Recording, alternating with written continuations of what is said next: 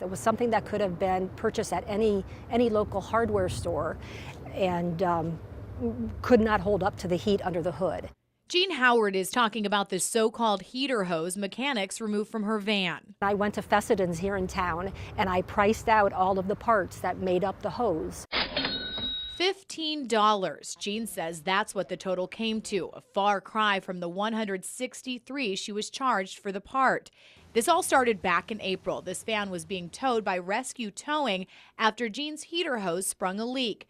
Jean was trying to get a tow to McNeil Chevrolet in Swanton, but after driving by an accident on 475 en route, the tow driver asked if he could drop her off at their shop while he went to help clear the scene on the interstate. When I got there, they said, oh, we can take care of this. It's no problem.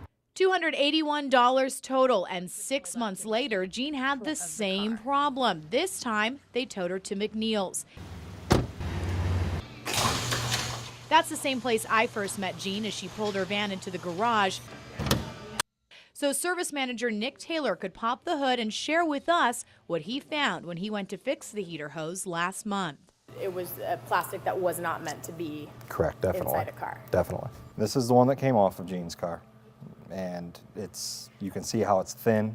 It's not made to withstand heat. When your underhood heat temperatures can be upwards 300 degrees anyhow.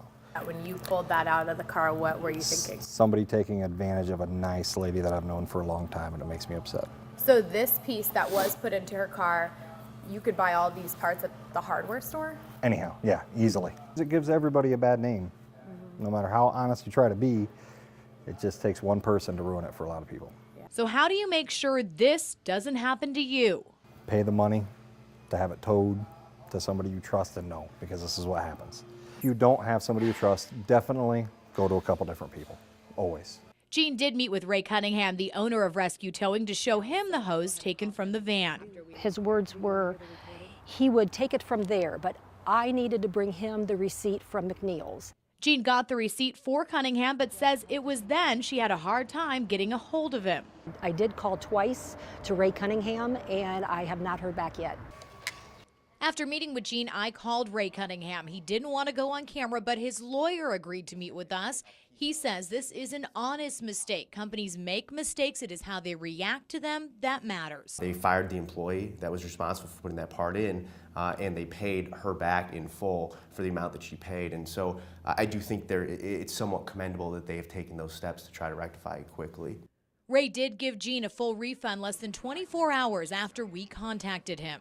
Thank you, thank you, thank you. $281.44 returned. Really kind of sad that it came to this. You know, it'd be nice if I could have just called him. We could have taken care of it, just the two of us. But luckily there are resources out there like Channel 11 that can help you out when you need them.